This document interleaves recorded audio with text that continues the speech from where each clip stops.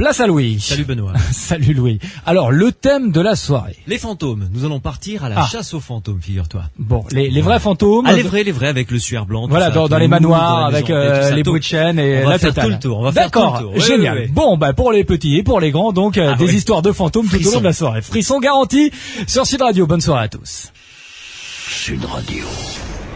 Samedi et dimanche, 22h minuit. Louis Benedì, les aventuriers de l'étrange. Silorio Massarini, soutienere di una forza.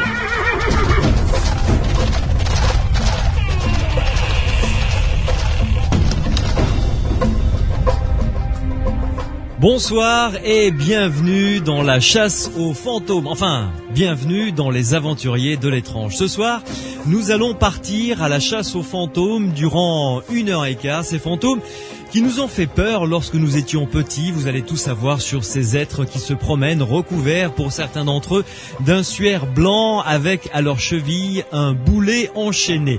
Le spécialiste de la chasse aux fantômes, ou plutôt celui qui a écrit un livre tout à fait intéressant, s'appelle Édouard Brazé. Bonsoir. Bonsoir. Comment allez-vous, Édouard ? Pas bien. Alors, avec vous, nous allons découvrir ce monde fascinant et assez frissonnant également des fantômes. Vous avez écrit un petit livre remarquable avec une maquette des illustrations vraiment très très belles. C'est aux éditions Le Pré au Clair. Ça s'appelle Le Guide du chasseur de fantômes. Et avec vous, nous allons arpenter les couloirs inquiétants, notamment des maisons hantées. Bien entendu, vous le savez, si vous voulez intervenir dans cette émission, c'est avec grand plaisir. Vous êtes ici, chez vous, sur Sud Radio. Vous prenez votre portable, vous tapez le mot Sud, vous laissez un espace, votre question, votre réaction ensuite, et vous nous envoyez tout cela au 71 200, et je serai avec grand plaisir votre porte-parole. Édouard Brazé, nous allons donc, avec vous, arpenter le domaine mystérieux des fantômes, leur côté un petit peu merveilleux. Je rappelle que vous êtes conteur de métier. D'ailleurs, c'est votre deuxième participation dans ces aventuriers de l'étrange. Nous avons eu le grand plaisir de vous écouter lorsque vous nous aviez emmenés à la découverte du monde merveilleux des fées, des lutins, des farfadets, des elfes ou encore des animaux très étranges et mystérieux. Comment ça vous est venu d'ailleurs, tiens, ce goût pour les mots et les contes ? Eh bien, en fait, c'est vrai, dans une précédente vie, j'étais journaliste, donc je m'intéressais au réel. Oui. Et à une certaine époque, je me suis intéressé à l'invisible. Je me suis dit, mais après tout, est-ce qu'il ne serait pas possible d'appliquer les mêmes méthodes d'investigation du journaliste ou du chercheur au domaine de ce qui ne se voit pas, mais qui existe peut-être. Oui. Donc en fait, je suis rentré dans cet univers de l'imaginaire, du mystérieux, du fantastique, du merveilleux, de la féerie, des contes, et je me suis aperçu que c'était un monde qui en fait avait ses propres règles, et qu'en fait, en y regardant de plus près, cet imaginaire est structuré d'une façon très précise. Et donc, j'ai fait tous ces livres qui essaient de trouver une sorte de cartographie, en quelque sorte, de l'imaginaire, de s'y repérer, et en fait, de retrouver une espèce de piste, comme dans un jeu de loi, ou comme le petit poussé qui ramassait ses petits cailloux blancs. Et en fait, c'est vrai que le folklore, les légendes, les mythologies, les contes permettent de dresser une sorte de carte de l'imaginaire, et c'est quelque chose de tout à fait fascinant. Oui. Vos livres ont toujours, comme on dit dans le jargon, une maquette très soignée, beaucoup d'illustrations, de photos, de petits ajouts sur le texte qui rendent les livres tout à fait particuliers. Ça fait également partie de votre signature. Alors oui, alors cela dit, c'est vrai que c'est aussi un travail d'équipe qui est avec l'éditeur, avec l'iconographe. On a cherché en fait à rendre des petits livres qui sont un peu comme, vous savez, ces field guides qui existent en Angleterre, c'est-à-dire c'est des sortes de livres qu'on emporte avec soi pour aller à la chasse aux papillons ou pour consulter un herbier, vous voyez. Oui, La différence là, c'est qu'au lieu de chercher des fleurs ou des oiseaux ou des animaux, eh ben on cherche des fées ou des fantômes en l'occurrence pour ce livre.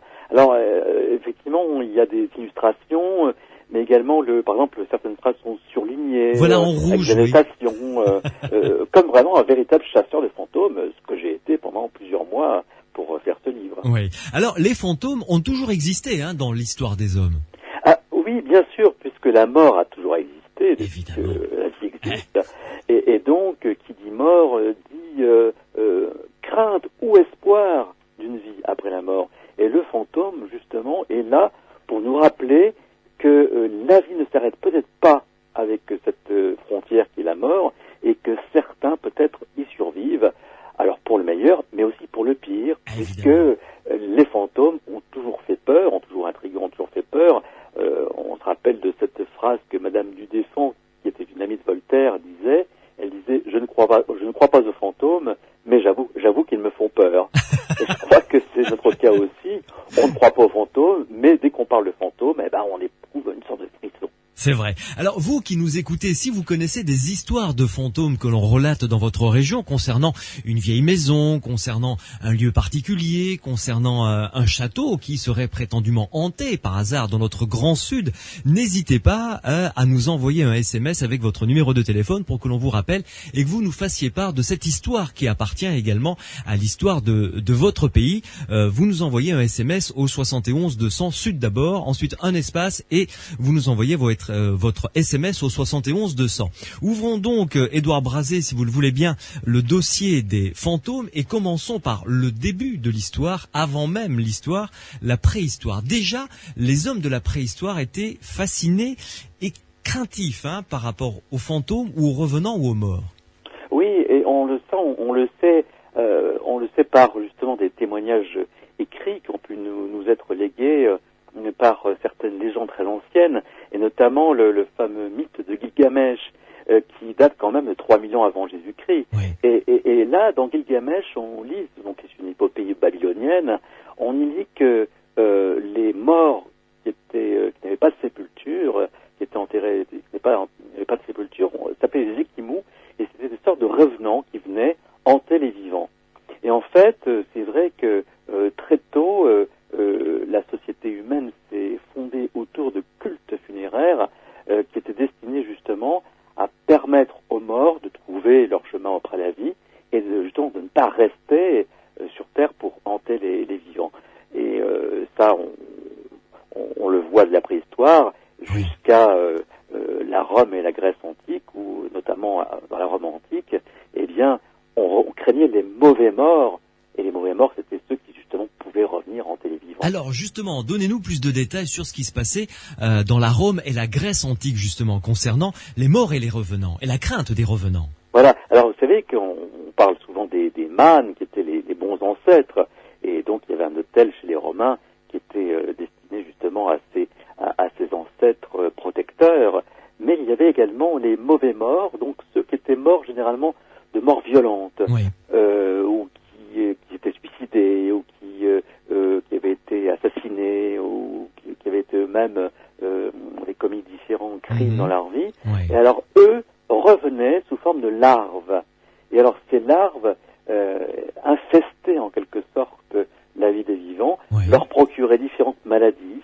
Alors la folie, même les envies de suicide, enfin toutes ces maladies qui étaient connues à l'époque étaient justement le fait de ces mauvais morts, de ces morts qui n'avaient pas été dans la règle, je dirais, des défunts. Oui.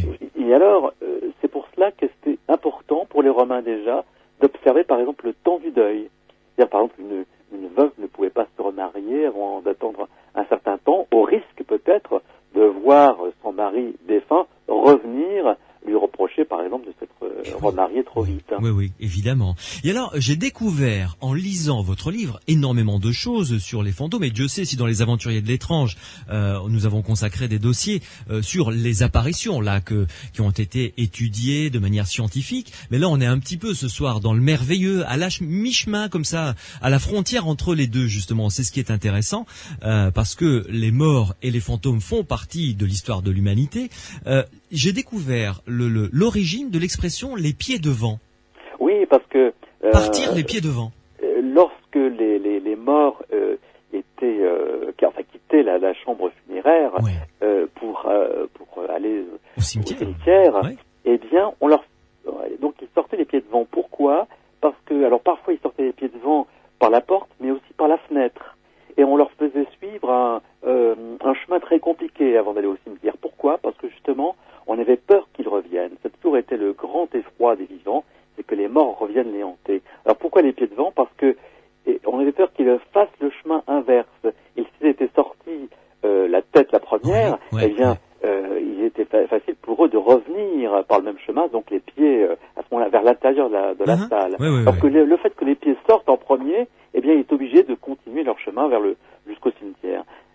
Ça faisait partie de croyances fortes qui par la suite sont devenues des superstitions ou des coutumes. Ouais, d'où l'expression partir les pieds devant. Quoi, voilà, absolument. Donc on ignore que justement c'était mais il y a beaucoup de choses aussi qui sont liées à cela, comme par exemple le fait d'arrêter tous les mouvements circulaires dans la pièce où se trouve un défunt. Ah oui, alors expliquez-nous ça, pourquoi? Alors, en fait, là aussi, on a peur que tous les mouvements, comme le mouvement de l'horloge, par exemple, vous savez, on arrête l'horloge lorsqu'il y a un mort dans la maison, parce que l'horloge, avec son mouvement de balancier, imprime le rythme de la vie et du temps qui passe. Donc, en fait, le fait d'arrêter l'horloge, c'est signifier au mort que le temps est venu pour lui, justement, de partir de l'autre côté des apparences et ne pas revenir. De la même façon, il ne faut pas moudre du café, il ne faut pas faire une vinaigrette dans la maison où se trouve un mort, de peur que justement ces mouvements circulaires le ramènent à la vie. Ça, c'est tout à fait fascinant quand même. Et alors, Édouard Brazé, dans votre livre également, vous compilez les différentes heures et périodes des fantômes, suivant les civilisations. Oui, alors c'est vrai qu'il y a des époques, même si on meurt, hélas, à tout moment, il y a des moments de l'année et des heures qui sont plus favorables. Par exemple, là, nous approchons de l'heure des fantômes. Oui, à minuit, évidemment. C'est minuit, mais plus largement, c'est vrai que les apparitions fantomatiques ont lieu entre 22h et 3h du matin. C'est au cœur de la nuit. Également dans les périodes froides. Alors, c'est vrai que le 1er novembre, le 2 novembre étant la fête des morts, le 1er novembre, la fête celtique de Samin, qui est devenue Halloween, c'est l'époque de l'année où justement les morts reviennent parmi les vivants. Mais plus largement, toute la période de l'hiver, allant jusqu'aux 4 semaines qui précèdent Noël, sont des périodes qui seraient favorables à l'apparition des fantômes. Oui. Et alors, j'ai appris également dans votre livre que Pythagore avait dit comment reconnaître un fantôme. Et en fait, on reconnaît un fantôme de quelqu'un de normal, de vivant, parce qu'il ne cligne pas des yeux. Je ne savais pas que Pythagore lui-même s'était intéressé à ça. Oui, c'est tout à fait. Alors, il ne cligne pas des yeux. De la même façon, on voit généralement les miroirs dans les chambres où se trouvent les morts, parce que l'on dit aussi que les morts, donc les fantômes, se réfugient dans les miroirs. Et c'est pour cela que parfois, après le décès de quelqu'un, eh bien, il est arrivé, il y a de nombreux témoignages que j'ai consultés à ce sujet, de nombreuses personnes qui affirment avoir vu les défunts dans les miroirs, comme si effectivement le fantôme se réfugiait justement dans ce qui est une sorte de frontière justement mystérieuse. Là aussi, le miroir a toujours été considéré comme un objet magique, un objet qui avait justement une frontière justement avec l'au-delà. Oui. Et alors, la veillée funèbre, également, d'après ce que vous avez réussi à rassembler comme document, consistait à veiller le mort, certes, mais à le surveiller également. Oui, le surveiller. Alors, pourquoi? Parce qu'on avait peur que tout simplement il se dresse, il s'en aille. Alors, c'est pour cela aussi qu'on fermait les yeux du mort, qu'on fermait sa bouche. Chez les anciens Germains, d'ailleurs, on mettait une pièce d'or dans la bouche du défunt, de façon, comme chez les Grecs et les Romains aussi, de façon qu'il puisse verser son obole en passant justement dans les enfers, mais également, par exemple, dans le droit des anciens Germains, eh bien, le défunt avait droit, en quelque sorte, après sa mort, à un tiers de ses richesses. C'est-à-dire que ses héritiers ne recevaient que les 2 tiers de ses biens.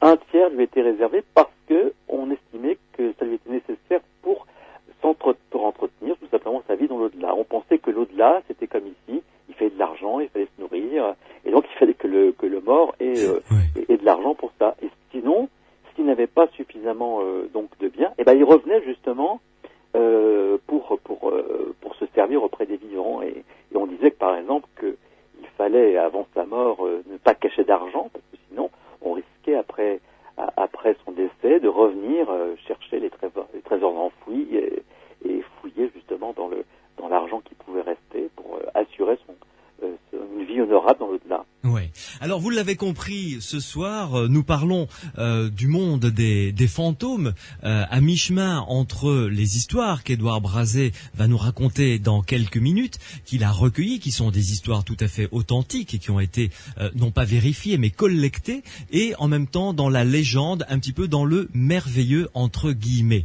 Nous consacrerons d'autres dossiers des aventuriers de l'étrange aux apparitions, cette fois-ci d'un point de vue vraiment purement, j'allais dire, scientifique. Mais si vous connaissez des histoires de fantômes de maisons hantées, n'hésitez pas à nous envoyer vos réactions, vos SMS ou ces petits témoignages. Vous tapez Sud sur votre portable, un espace, vous envoyez votre réaction au 71 200. Édouard Brazé, une première pause et ensuite vous nous raconterez quelques histoires de fantômes à faire frémir. Dans quelques minutes, il sera minuit, l'heure des fantômes, justement, peut-être que certains viendront, je ne sais pas, mais en tout cas, vous nous raconterez quelques histoires des fantômes, comme les Armiers de Montaillou, par exemple, ou la Ménie, alors je ne sais pas si je prononce bien, la Ménie-et-le-Quin, c'est ça, Édouard Brazé ? C'est ça, la Ménie-et-le-Quin, absolument. Voilà, la Ménie-et-le-Quin et l'Armée des Morts, vous allez voir, ce sont des histoires assez frissonnantes. Sud Radio, les aventuriers de l'étrange. Laurent Voulzy sur Sud Radio dans Les Aventuriers de l'étrange. Nous parlons du monde assez fascinant et frissonnant des fantômes ce soir avec Édouard Brazé qui est l'auteur d'un très joli livre qui s'appelle Le Guide du chasseur de fantômes. C'est aux éditions Le Pré au Clair. Édouard Brazé, une première histoire de fantômes. Parlez-nous, racontez-nous les Armiers de Montaillou. Qu'est-ce que c'est ? Alors, ça se passe au XIVe siècle dans un petit village d'Ariège qui s'appelle Montaillou, et dans ce village, eh bien, les défunts ne meurent pas, c'est-à-dire qu'ils reviennent prendre soin de leurs descendants. Alors les grands-mères et les grands-pères reviennent embrasser leurs petits-enfants, les conjoints défunts reviennent dans les chambres de ceux qui les pleurent. Oui. Simplement, ils sont invisibles, c'est-à-dire qu'ils sont présents, on les sent autour de soi, on peut sentir leur présence, mais on ne les voit pas. On ne peut pas communiquer directement avec eux, sauf par l'intermédiaire de sortes de médiums, on dirait aujourd'hui, qui s'appellent les armiers.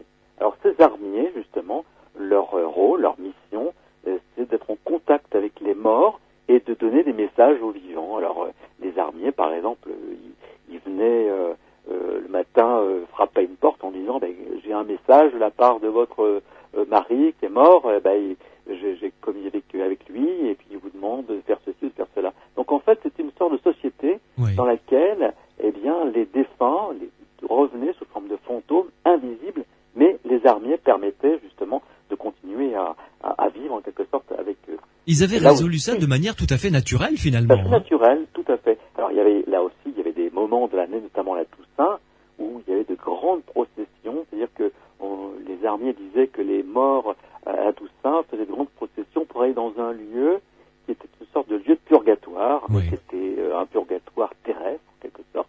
Et là, il fallait faire attention parce que si on se promenait dans les chemins, on risquait de heurter, sans le savoir bien sûr, tous ces morts qui défilaient pour aller leur chemin. D'ailleurs, on a un SMS de François du Pays Basque qui nous dit « Est-ce que les fantômes nous veulent du mal ou cherchent-ils à communiquer avec nous ?» Les deux, mon commandant, finalement. Hein. Alors, les deux, et justement, c'est ce qu'on va voir à travers le rôle de la religion, parce que effectivement, dans un premier temps, le purgatoire, justement, dont parlaient les armiers de Montaillou, a été en quelque sorte inventé par l'Église catholique.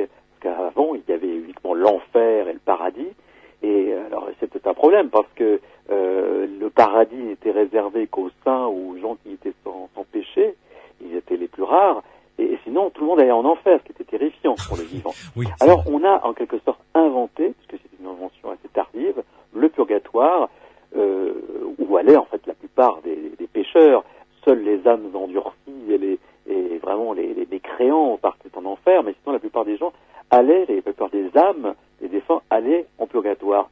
Mais en purgatoire, ils pouvaient être aidés par les prières des vivants pour justement rejoindre au plus tôt le paradis. Ouais. Et ces prières des vivants, eh bien, elles étaient faites par le biais de l'Église sous forme de suffrage, c'est-à-dire qu'on commandait des messes, par exemple, ou des prières à des moines, Oui. de façon à ce qu'ils donnent des suffrages pour les âmes en purgatoire, en quelque sorte. Oui, oui, et ça donnait l'occasion de quelques passages de monnaie sonnante et trébuchant d'ailleurs. Absolument. Au passage. Mais cela dit, la littérature donc théologique de l'époque, de cette époque du Moyen-Âge, abonde en ce qu'on appelait des exemples, c'est-à-dire des récits de défunts qui revenaient, en quelque sorte sous forme de fantômes, auprès des vivants pour leur dire « Je suis mort, mais il faut prier pour moi, il faut donner des messes pour mon salut, de façon à ce que je quitte le purgatoire, que j'aille enfin au paradis. » Oui. Et donc, pendant des siècles, on a eu un collectage, en quelque sorte, de récits, justement, de fantômes, qui parlaient, en quelque sorte, de leur vie après la mort, et qui demandaient ce qu'on prie pour eux. Jusqu'à la Réforme. C'est-à-dire que ces récits de fantômes, en quelque sorte, accrédités par l'Église, Oui.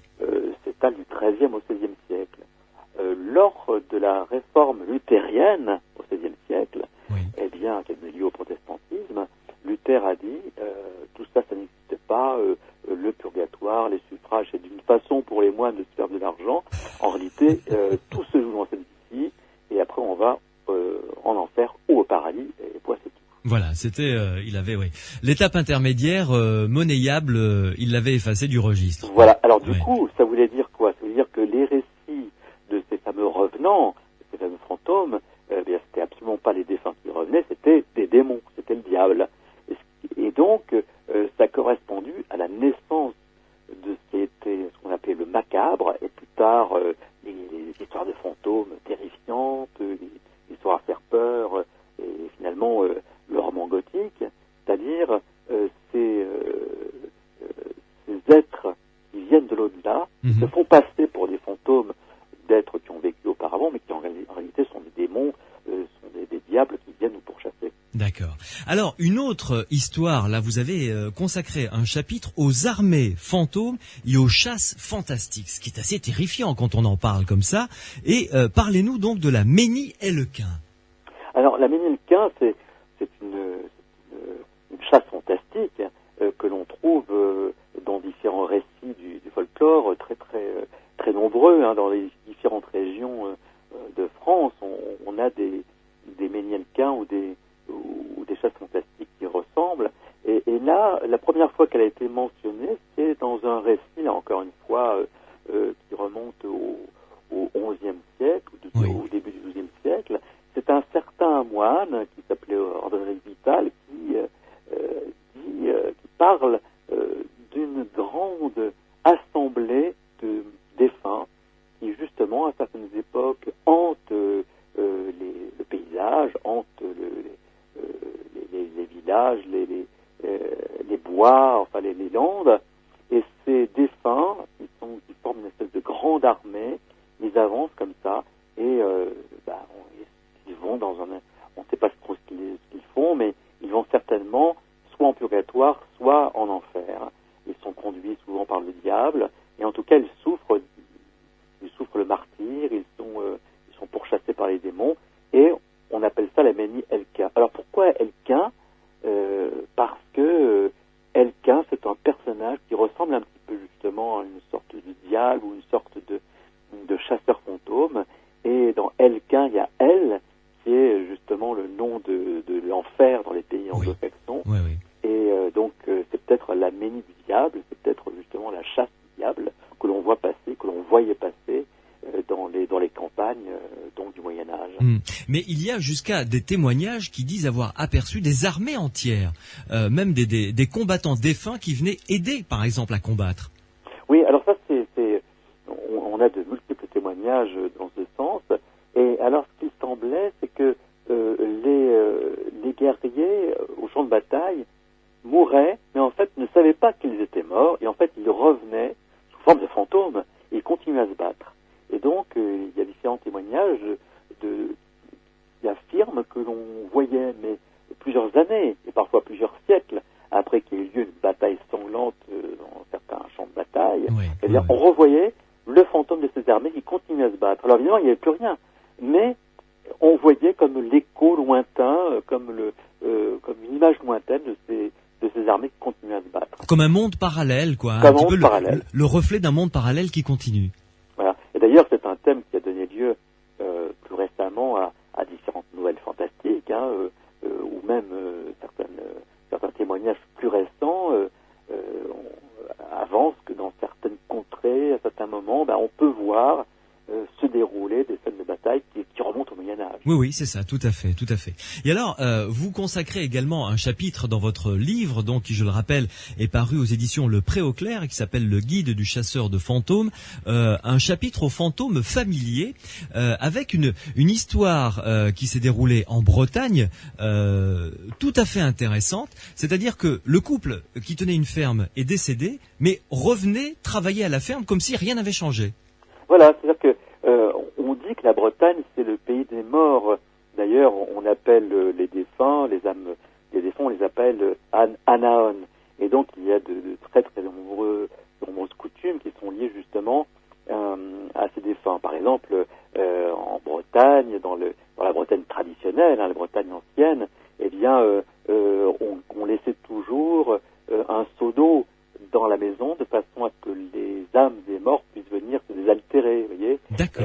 Des choses comme ça. Oui. On parle de l'encou aussi en Bretagne, le célèbre l'encou. L'encou qui est justement qui est le messager de la mort, qui apparaît sous la forme d'un squelette revêtu d'une grande cape, avec un grand chapeau et puis une faux, et il vient justement désigner de son index squelettique les morts qui doivent l'accompagner dans la mort. Vous voyez. Donc c'est vraiment un pays qui baigne dans ces croyances-là. Et justement dans cette histoire dont on parle, eh bien, dans une certaine ferme, les paysans étaient morts et ils avaient été remplacés par un jeune couple qui avait la surprise de voir les défunts revenir. Oui. Et alors l'homme continuait à travailler au champ à côté du jeune agriculteur. Oui. La femme faisait la cuisine. Elle voyait l'ancienne femme décédée qui venait et qui faisait la soupe à côté d'elle. Et ils ont pris peur, évidemment, quand ils foutaient à leur place. Et donc, ils sont allés voir tout simplement le curé du village. Mais c'était un curé qui connaissait bien les mœurs et les coutumes bretonnes. Et le curé leur a dit, il ne faut pas vous effrayer. Ils sont morts, mais ils ne savent pas qu'ils sont morts. Vous savez, un peu comme dans le film Le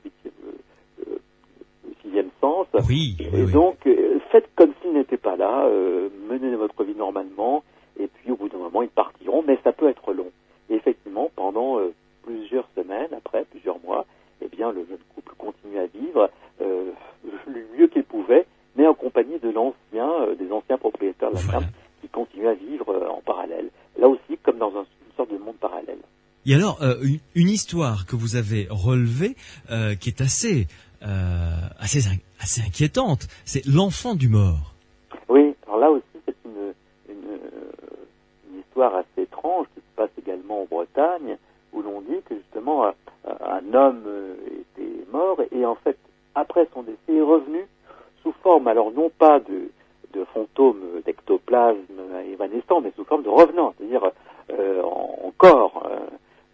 Et en fait, il a eu un enfant avec sa veuve, mais après sa mort. Et voilà. Donc, c'était quand même quelque chose d'assez étrange. Et alors, l'histoire décrit parfaitement l'enfant comme un enfant qui, dès sa naissance, parlait couramment, racontait à sa mère ce que les invités à la noce avaient bu pendant la noce. Donc, c'était un enfant qui était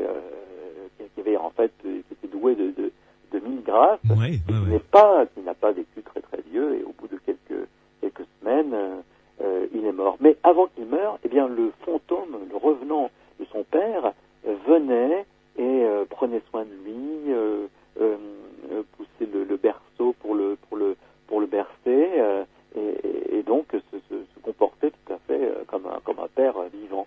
Et jusqu'au moment où l'enfant est mort, et à ce moment-là, l'enfant a pris son père défunt par la main et l'a emmené en paradis. Et l'histoire se termine en disant que cet homme n'avait pas eu son compte d'enfant durant son vivant, et c'est pour ça qu'après sa mort, il est revenu, il a eu un enfant. Une histoire à raconter le soir au coin du feu, hein. Histoire de partir avec les poils un petit peu hérissés. Absolument, oui. Il y a dans ce chapitre concernant les fantômes familiers, ceux qui, même après la mort, restent fidèles, des servants, des servantes qui restent fidèles à celui ou celle qu'ils ont servi durant leur vie. Par exemple, cette histoire de Bonne du Curé que vous avez relevée également. Alors là aussi, c'est une histoire, mais alors là aussi tout à fait authentique, attestée par différents témoignages, qui s'est déroulée dans un petit village de Prusse au XVIIIe siècle. Oui. Et là, il y avait un brave curé qui avait une bonne qui s'appelait Angelica et qui le servait très très fidèlement jusqu'au jour où la pauvre Angelica est morte. Alors, au comble du chagrin, l'abbé a tout de même, il lui fallait une bonne, donc il l'a remplacée, il a engagé une jeune servante, mais cette servante était très étonnée parce que dès qu'elle a pris ses fonctions, le matin elle descendait, mais en fait le ménage était déjà fait. Elle allait pour faire la cuisine était faite. Alors elle a cru que c'était le curé qui s'est dit. Alors elle a dit, mais mon père, que se passe-t-il? Vous me laissez pas le travail, tout est déjà fait. Alors il a dit, mais non, je ne sais rien. Et en fait, ils se sont aperçus que c'était la bonne qui était morte, qui revenait sous forme de fantôme et qui continuait à servir son maître comme par le passé. Alors évidemment, la pauvre, la nouvelle bonne est partie en courant, en criant au diable, et l'affaire en fait n'en est pas restée là, parce qu'elle a, bien sûr, ça s'est su autour de la maison du curé et bien plus loin, et on dit que le roi de Prusse lui-même, Frédéric II, qui était l'ami de Voltaire, oui. A voulu mettre fin à ces manifestations occultes qui étaient quand même assez peu catholiques, et en fait il a fait raser le presbytère ensorcelé où se trouvait le curé, et l'a déplacé et dans le nouveau lieu où s'est trouvé le prêtre. Eh bien la bonne défunte ne l'a pas suivi, et en fait les manifestations se sont arrêtées là. C'est allé loin quand même, cette histoire. Oui, et là aussi on voit que la légende et les croyances rejoignent l'histoire, puisque effectivement tout cela est attesté par l'histoire, et c'est étrange de voir à quel point justement ces fantômes faisaient partie en quelque sorte de la vie quotidienne des gens. Oui.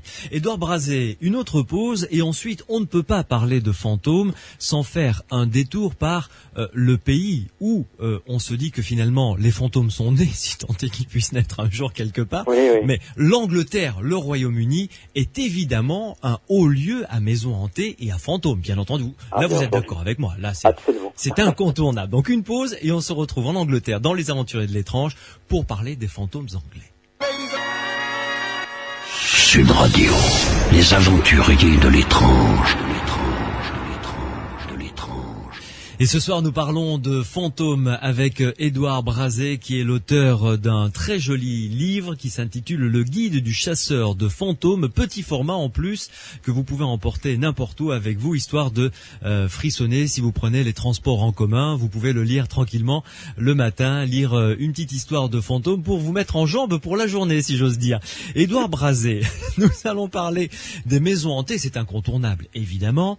Parler de l'Angleterre, qui est un petit peu la patrie, j'allais dire préférée des fantômes, mais bon, où l'anglais vit bien avec ses fantômes, visiblement, c'est dans la tradition. Mais vous avez trouvé quelques statistiques extraites d'un livre qui a été écrit par Ernest Bozzano. Oui, alors c'est ce livre qui est un petit peu ancien, qui date des années 20-30, oui.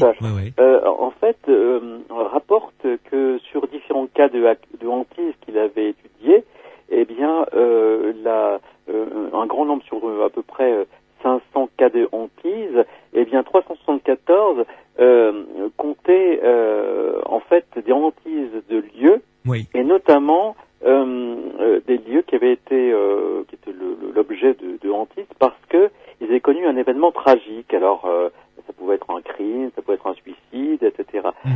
Dans 180 cas c'était le cas. Dans 27 cas, c'était des restes humains enterrés ou murés dans les lieux. Dans 11 cas, c'était en fait un décès qui s'était produit dans le local. Oui. Et puis dans 26 cas, c'était en fait une personne qui était décédée là, mais qui avait vécu un temps dans ces lieux. Donc vous voyez, il y avait différentes statistiques qui avaient lieu, qui avaient été étudiées pour justement montrer que il y avait des causes peut-être aux maisons hantées, aux différents cas de hantise. Et alors, évidemment, les Anglais n'ont pas pu résister au plaisir et à l'envie de créer un club de fantômes, un ghost Alors club. voilà, c'est très étrange, mais effectivement, on peut y adhérer. Hein, il y a donc ce C'est club vrai? Ah bon? Oui, il suffit d'écrire. Il y a d'ailleurs une adresse internet. On peut écrire et obtenir même la cravate du club avec les petits fantômes blancs qui Génial! dessinent. Ah oui. Et en fait, c'est un club tout à fait honorable qui a été fondé à la fin du 19e siècle et qui a eu des membres quand même aussi éminents que Charles Dickens ou Yeats ou Harry Price, qui était le fameux chasseur de fantômes. Ah, s'il vous plaît, quand même, oui. Et ce club de fantômes édite un annuaire des fantômes dans lequel il recense les fantômes qui sont considérés comme vraiment tout à fait authentiques. Et donc, selon cet annuaire, il y aurait 1160 fantômes vraiment authentiques parmi les 10 000 qui sont répertoriés quand même au Royaume-Uni. Oui. Ah, c'est génial. Et en Écosse, évidemment, parce que le Et en Royaume-Uni, Écosse, c'est évidemment. l'Angleterre, Pays de Galles, l'Écosse, l'Irlande et tout ça. Et alors, vous avez également quelques maisons hantées à vendre. Oui, absolument. Et ça, c'est quelque chose qu'on trouve. Par exemple, il y a une annonce qui était publiée dans le Times en 1953. Donc Très c'est pas sérieux, si vieux. donc, le Times. Et, Hein, oui. et donc, une personne disait à vendre. L'annonce était rédigée ainsi: à vendre, presbytère du XVe siècle en bon état, avec un grand choix de fantômes amicaux. Prix 7500 livres, ce qui était rien. Alors, l'enquête une fois menée, eh bien, les fantômes en question, c'était un moine, une vieille dame qui apparaissait à Noël à l'heure du petit déjeuner, et un groupe de jeunes gens du XVIIe siècle qui arrivaient en carrosse chaque 15 septembre pour organiser une grande fête. Vous voyez, donc en fait, c'était des fantômes qui étaient plaisants et qui ne venaient qu'une fois de l'an. Donc c'est vrai qu'ils ne coûtaient pas trop cher à entretenir, et puis ça apportait sans doute de la joie et de la bonne humeur dans le presbytère. Oui, si tant est qu'on ait envie de vivre avec ses voisins, pas embêtant, c'est vrai, mais bon, quand même, un peu bizarre. Mais vous savez que bon, il y avait ce club des fantômes. Il y a également une société pour la recherche psychique qui a été fondée à Londres également à la fin du XIXe siècle, Ouais. et dont faisait partie notamment Sir Arthur Conan Doyle, L'inventeur de Sherlock Holmes. auteur de Sherlock Holmes. Bien Alors sûr. lui, il a participé à différentes enquêtes dans des maisons hantées, notamment une fois où ils ont passé une nuit comme ça dans une maison où il y avait des phénomènes de poltergeist. Alors, il a passé une nuit, bon, ils n'ont rien trouvé sur le moment, mais quelques années plus tard, ils ont appris qu'il y avait justement des ossements d'enfants qui avaient été découverts dans le jardin de la demeure où se produisaient ces cas de poltergeist. Donc, Conan Doyle dit, c'est quand même très étrange, c'est une drôle de coïncidence, et pour lui, c'était quand même la preuve, qu'il y avait une vie après la mort et qu'il y avait des fantômes qui pouvaient se manifester dans les demeures. Ouais. Et alors, parmi les fantômes célèbres que l'on peut visiter de temps à autre, si jamais ils veulent bien se montrer, il y a la Tour de Londres, évidemment. Alors oui, la Tour de Londres, c'est un endroit très très chargé, donc il faut faire attention quand on y va. D'ailleurs, les guides préviennent les gens en disant: faites attention, vous risquez de rencontrer le fantôme d'Anne Boleyn.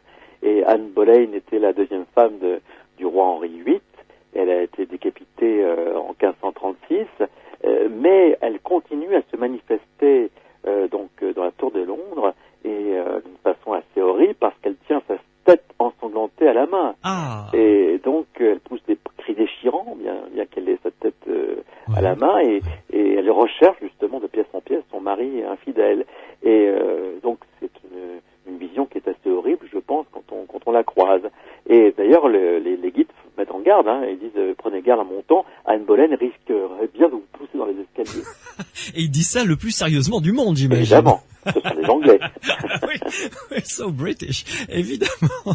Et alors, j'ai appris une chose aussi étonnante, la Statue de la Liberté, quand même, ce grand fleuron, quand même, monument de l'humanité, a connu également ou connaît encore ces fantômes. Oui, alors il y a un témoignage qui date du début du XXe siècle, où des marins qui étaient amarrés donc à côté de la fameuse statue ont entendu très nettement des gémissements qui provenaient de l'intérieur de la statue, des plaintes, des cris, des cliquetis de chaînes, et donc tout ce qui accompagne généralement les manifestations fantomatiques. Ouais. Et donc, alors on n'a jamais eu le fin mot de l'histoire, mais en tout cas, on a cru que la liberté était hantée. De la même façon, on dit que le fantôme d'Abraham Lincoln apparaît dans la Maison Blanche chaque fois qu'un risque de guerre se profile à l'horizon. Donc, oui, il a dû passer 3-4 fois depuis qu'il y a Bush. Oui, ouais, absolument. Donc, et donc, différents présidents successifs parfois disent, bah oui, nous avons croisé le fantôme du vieil habit qui est venu nous voir comme ça dans cette. Là aussi, c'est des choses très étranges dont on n'a pas vraiment d'explication rationnelle. Oui. Et alors, vous avez relaté également, pour clore ce chapitre, on pourrait y passer des heures, évidemment, sur les maisons hantées, vous avez relaté l'histoire d'un château hanté en Normandie, et c'est un cas de hantise qui s'est déroulé en 1875. Voilà, alors on a la chance d'avoir justement une sorte de journal qui était tenu à l'époque, qui était publié, et qui permet de voir dans le détail tous les événements qui se sont passés dans ce château.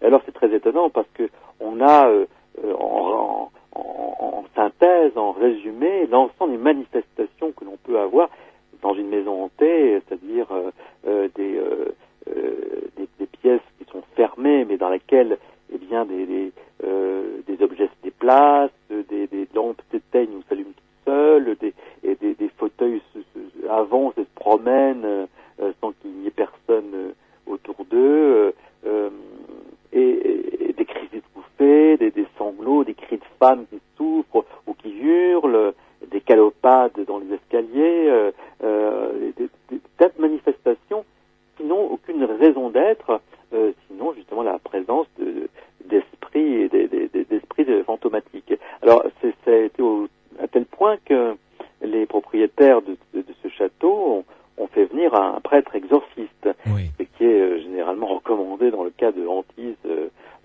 fortement présentes comme c'était le cas. Alors à la suite de l'exorcisme, eh bien les manifestations se sont calmées. Ils ont même été faire des prières à Lourdes qui ont été efficaces quelque temps. Et puis, eh bien, quelque temps après, les manifestations recommençaient à se produire. Par exemple, l'orgue se mettait à jouer tout seul dans un coin de la maison. Une commode chargée de livres s'écroulait. Et une personne qui était invitée justement dans ce château, au milieu de la nuit, a été réveillée par un fou d'une robe de soie, comme si un fantôme de femme venait près de lui. Alors évidemment, il a éclairé une personne, et chaque fois qu'il éclairait, une présence étrangère soufflait sur la bougie, donc il ne voyait pas ce qui se passait, et finalement il a tiré à l'aveugle, mais il n'y avait aucun corps dans la chambre. Ah oui, de quoi passer quelques nuits inquiétantes quand même. Ah oui, d'ailleurs, le propriétaire a fini par vendre le château et s'en est allé plus loin, parce que dans ce cas-là, il n'y avait absolument rien à faire d'autre. Hein. Oui, mais comment avez-vous fait pour collecter toutes ces histoires ? Vous avez pioché dans des vieux livres que vous trouvez comme ça au hasard de vos promenades chez les bouquinistes. Comment réussissez-vous à collecter tous ces documents ? Alors, c'est vrai qu'il y a eu des chercheurs, alors notamment lors de la grande vague du spiritisme, vous voyez, lorsqu'on a commencé à penser que les revenants, que les morts, que les fantômes en quelque sorte, n'étaient jamais que les âmes des défunts qui voulaient justement communiquer avec les vivants. Et donc à cette époque du spiritisme, il y a eu différentes recherches qui ont été faites, recherches de différents témoignages, et ces livres permettent d'avoir accès à des témoignages de l'époque. Alors, notamment Camille Flammarion a écrit de nombreux ouvrages, le fameux astronome qui a fait de nombreux livres scientifiques sur les planètes. Et bien également, il était un grand croyant en quelque sorte à l'après-vie. On l'a prévu aux manifestations après la mort. Il a écrit des ouvrages très intéressants où justement il collecte des témoignages de gens qui ont vu des fantômes, qui ont vu des revenants, et qui en parlent d'une façon très, très précise. Oui. Alors, Édouard Brazé, vous avez poussé le bouchon assez loin quand même, puisque je rappelle que le livre que je tiens entre les mains, dont vous êtes l'auteur, s'appelle « Le guide du chasseur de fantômes ». Donc, vous donnez des conseils, évidemment, pour chasser le fantôme, pour s'adresser à un fantôme, comment se débarrasser d'un fantôme. Et alors là, on va passer, si vous le voulez bien, au côté pratique, quand même, puisqu'il y a des fiches et des conseils. Alors, d'abord, comment parler à un fantôme? Vous expliquez ça très clairement dans ce guide. Alors déjà, un fantôme, il ne faut jamais le vouvoyer. Il faut toujours le tutoyer. On ne sait pas pourquoi, mais il ne supporte pas d'être vouvoyé. Bon. Donc il faut le tutoyer. Déjà, d'accord. Il faut lui demander la raison pour laquelle il se trouve là. Une préférence, lui demander s'il vient au nom de Dieu ou au nom du diable. Oui, ça c'est déjà un bon préambule. Parce que justement, il faut faire la différence entre fantôme et démon, et spectre démoniaque. Et également, lorsqu'on lui parle, il faut éviter de faire allusion à des dates trop précises, parce qu'apparemment les fantômes n'ont pas la même notion du temps que nous.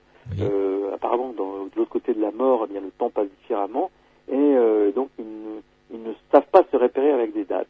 Et on conseille donc de leur demander, de la façon la plus brève possible, la raison de leur présence ici.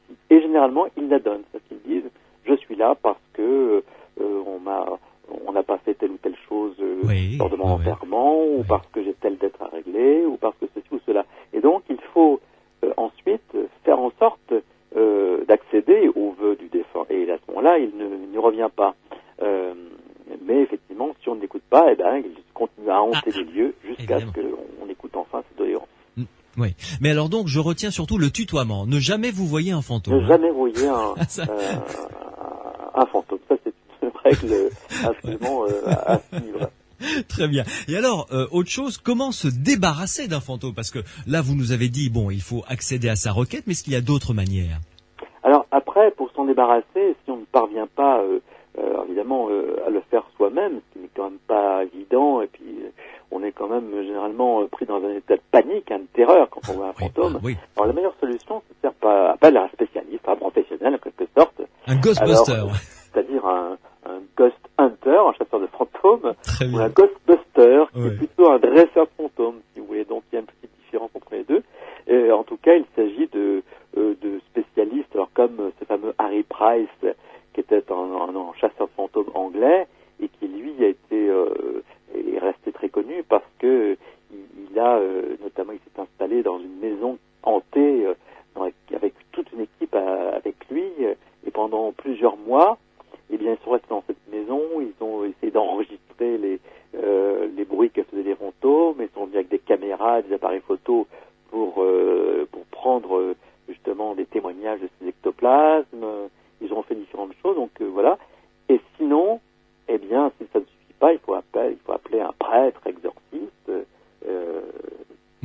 spécialisé dans la chasse aux fantômes, et qui lui va faire pratiquer différents exorcismes pour justement débarrasser totalement la maison de ces présences non indésirables. Et il y a encore aujourd'hui donc notamment évidemment au Royaume-Uni, une fois de plus, au Pays de Galles et en Écosse également, bien sûr, des pasteurs qui font profession justement d'être des ghostbusters et qui aident justement à exorciser les maisons hantées. Oui. Et alors, il y a également dans votre guide du chasseur de fantômes une page consacrée à la panoplie du chasseur de fantômes. Alors, avec toute une série d'objets obligatoires à avoir sur soi. Voilà, alors là, c'est inspiré justement de ce qu'utilisaient les chasseurs de fantômes qui étaient avec Harry Price. Il est conseillé par exemple d'avoir une Bible avec soi, en tout cas un recueil de prières et d'exorcismes. Oui, ça peut toujours servir. Mais là, il vaut mieux faire appel là aussi à un prêtre assermenté. Évidemment, c'est plus efficace. On peut aussi utiliser la planchette de Ouija, qui permet de parler aux esprits, qui est utilisée par les spirites. Ou bien un guéridon à 3 pieds, ou bien on peut pratiquer l'écriture automatique aussi. Et là, ça permet de communiquer avec les esprits lorsqu'ils ne sont pas visibles, lorsqu'ils sont purement invisibles. Un thermomètre également, j'ai vu pour mesurer. Alors un thermomètre parce que on dit que justement lorsque le fantôme apparaît, la température descend, il fait froid. Évidemment, c'est le froid de la mort. Donc en fait, lorsqu'on voit que le thermomètre chute, c'est que certainement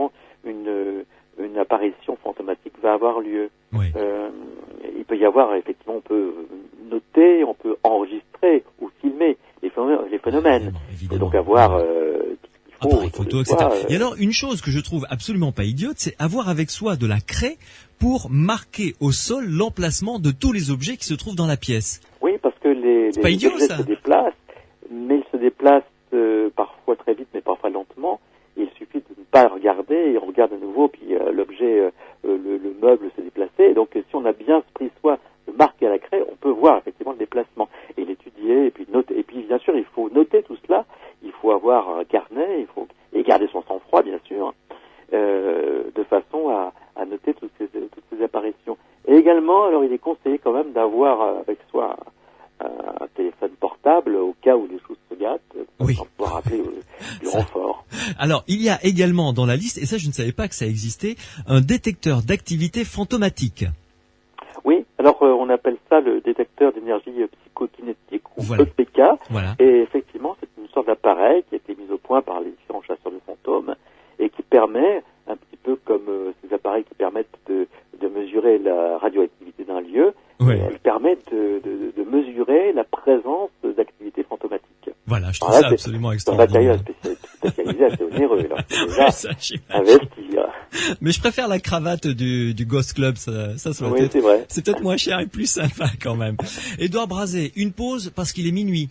L'heure des fantômes, évidemment. L'heure des fantômes. Donc si vous permettez une petite pause et on se retrouve tout de suite après pour parler. Alors ça, j'avoue que j'ai une tendresse particulière pour ce type de fantôme. C'est le Hollandais volant. Et là, on va rentrer dans le monde de la marine. C'est un domaine aussi assez fascinant. Vous l'avez compris, les fantômes sont à l'honneur ce soir sur Sud Radio. Les aventuriers de l'étrange sur Sud Radio. Nouvelle chanson de Marc Lavoine dans Les Aventuriers de l'étrange sur Sud Radio. J'espère. Nous parlons donc des fantômes à travers un très joli livre qui s'appelle Le Guide du chasseur de fantômes. C'est aux éditions Le Pré aux Clairs. Je vous recommande vraiment vivement ce livre qui coûte 16 €. C'est une bonne idée de cadeau. Un livre tout à fait rafraîchissant, si j'ose dire, pour comprendre un petit peu le monde merveilleux, entre guillemets, des fantômes. Et nous avons son auteur avec nous sur Sud Radio, Édouard Brazé. Édouard Brazé, on ne peut pas clore le dossier des fantômes sans aller faire un tour en mer, évidemment, et parler des fantômes dans le monde marin. Alors là, arrive en tête, évidemment, le Hollandais volant. Oui, le Hollandais volant, qui est une légende très connue, celle du vaisseau fantôme, ce vaisseau fantôme qui a alimenté différentes histoires, différents romans, le fameux opéra de Richard Wagner, entre autres, ou des films comme Pandora. Alors, c'est évidemment le Hollandais volant, c'est ce capitaine qui reste seul au-delà de la mort sur son bateau. Ce bateau se déplace. Lorsqu'il arrive, eh bien, on ne voit aucun marin à son bord. Il y a juste ce capitaine qui est défunt et qui le mène comme ça jusqu'à la fin des temps.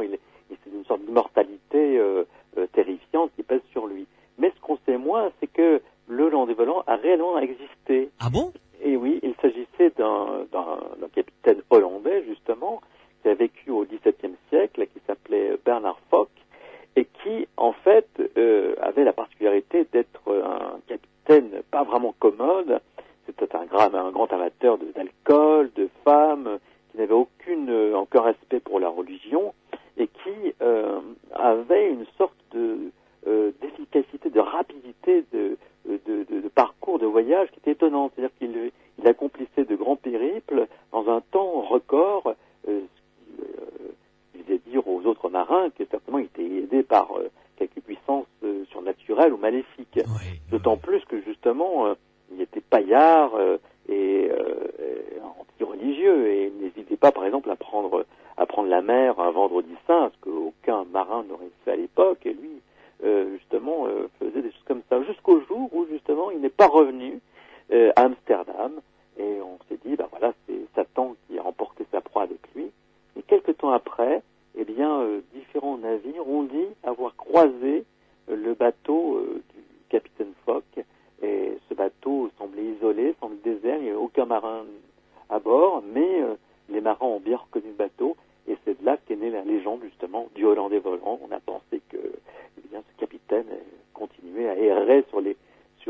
mystères du monde au-delà de la mort. Ouais. Belle histoire quand même, hein? Oui, belle histoire, et qui justement a donné lieu par la suite à d'autres histoires légendaires. On a cru voir des vaisseaux fantômes dans différents capitaines qui justement disparaissaient mystérieusement, et on voyait leur bateau réapparaître dans la brume généralement, de façon étrange. Il y a des journaux de bord qui sont très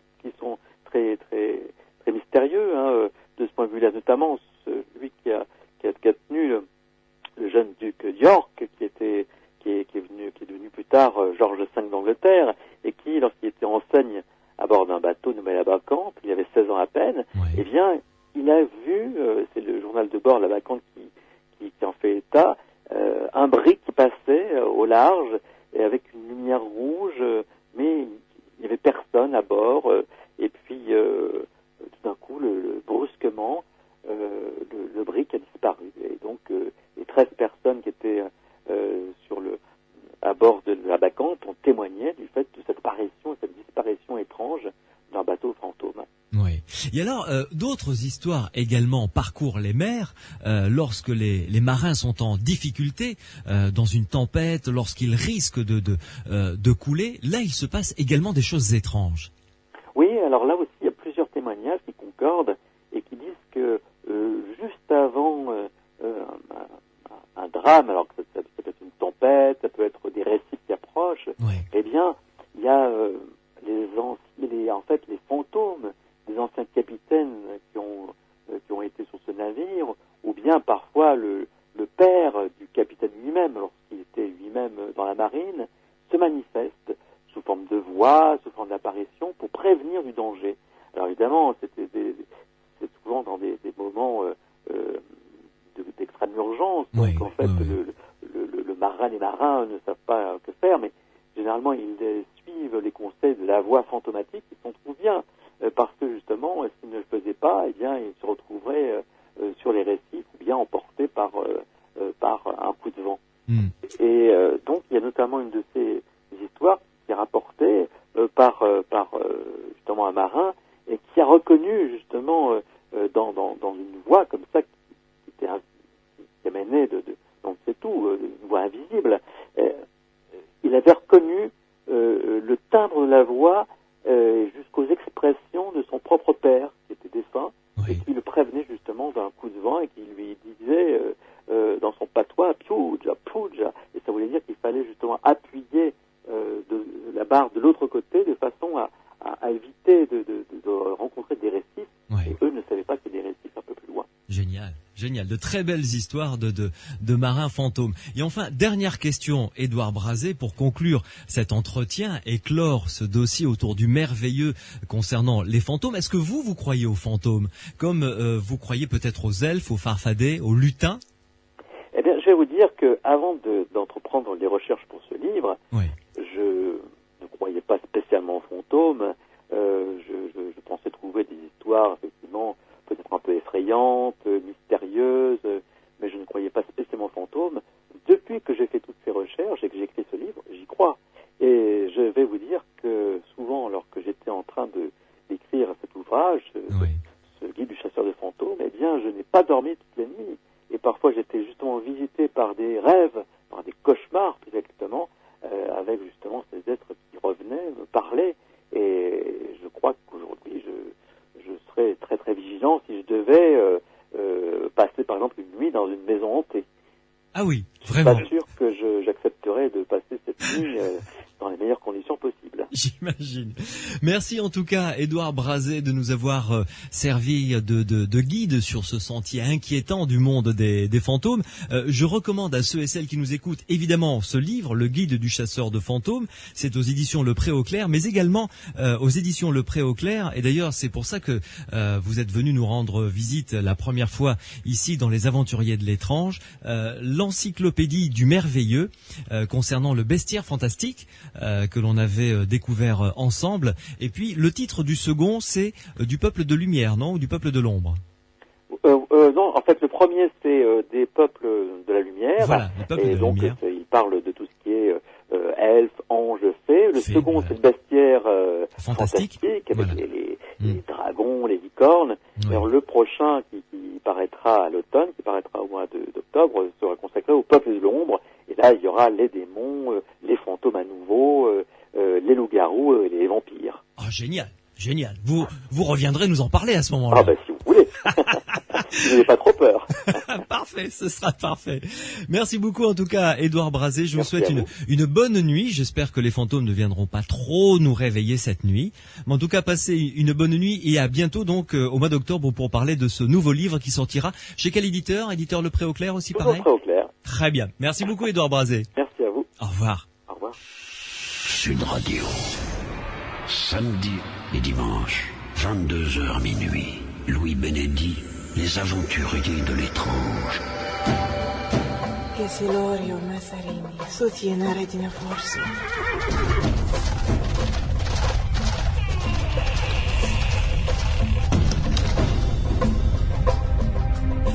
Un appel à témoins avant de se quitter pour préparer les futures émissions que nous allons vous proposer. Si vous avez, dans le cadre d'une émission sur les ovnis, assisté, observé quelque chose d'étrange dans le ciel un jour, eh bien, n'hésitez pas à nous appeler. Si également, pour préparer une émission sur la transcommunication, vous avez eu un contact d'une manière ou d'une autre avec une personne décédée, votre témoignage nous intéresse également. Et enfin, troisième série de témoignages, toujours dans le cadre d'une préparation d'une émission à venir assez rapidement. Si vous êtes allé consulter un voyant ou une voyante, votre témoignage nous intéresse pour nous dire comment est-ce que ça s'est passé et si le voyant ou le voyante était intéressant, si c'était un escroc, si ce qu'il vous a prédit est arrivé par la suite.